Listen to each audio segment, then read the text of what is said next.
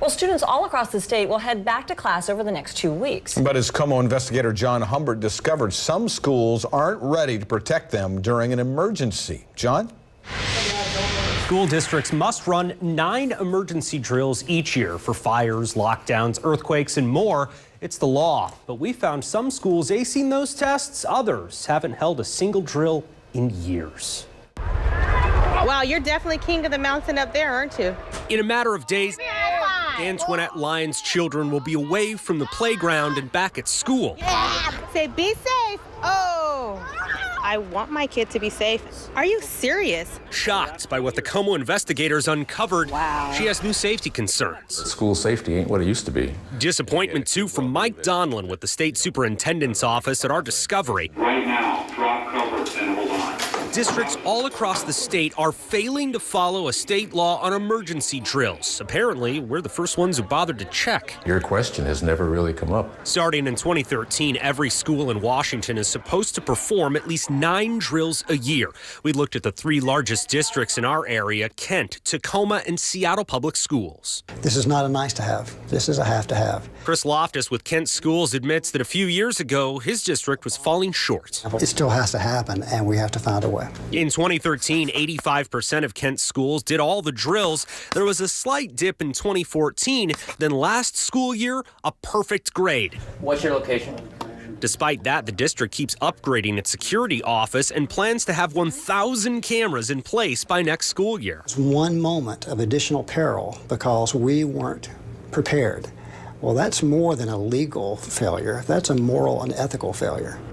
An ongoing failure in other districts. We need to practice. In 2013, Tacoma schools actually performed most of the drills, but not all of them.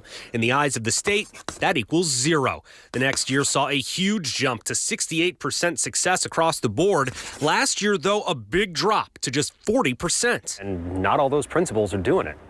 Not everyone. We're getting closer and closer to 100% compliance. The district is now tying completion of the drills to principal evaluations. Accountability from Tacoma, while the state can do nothing. Is there any element of sanction or punishment for not doing this right? No. Is that just the way it's designed? Just the way it is, yeah. No consequence for failure, which brings us back to Antoinette. Are you serious? She's a Seattle schools parent where we found 0 schools properly following the state emergency drills law. Not one since 2013. When you're talking about safety like this, there's not one child who should be left behind in that. Of the 27 drills required in 3 years, district records show Hawthorne Elementary held just 1 drill in those 3 years. At Rainier Beach High, 0. That's where Antoinette's oldest goes. Really, there isn't any excuse for them not to be doing the things that they are supposed to be doing. SPS was the only district that refused to go on camera to explain these records. We wanted to know, were the drills not happening or were they just not being properly tracked? I don't like either of those outcomes. Yeah. And I work on the premise that they're doing what they should be doing. By all appearances, the honors system isn't working in Seattle. Antoinette doesn't know how the district got this so wrong. If you have a school district, a couple of miles down the road that is doing it at 100%, then that lets me know that it is possible and it should be done. Can he do it? Here, hold on to the rope. While another year is about to start for students, the districts have overdue homework. Unfortunately, these children are being left behind, and it's unfair. Now, Seattle Public Schools gave us this statement, which says, in part, schools manage their emergency drills and keep records while monthly emergency planning meetings are supported by the central office.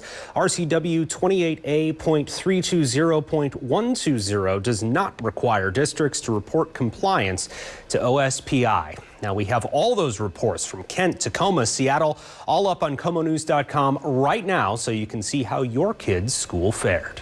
John Humbert, Como investigator.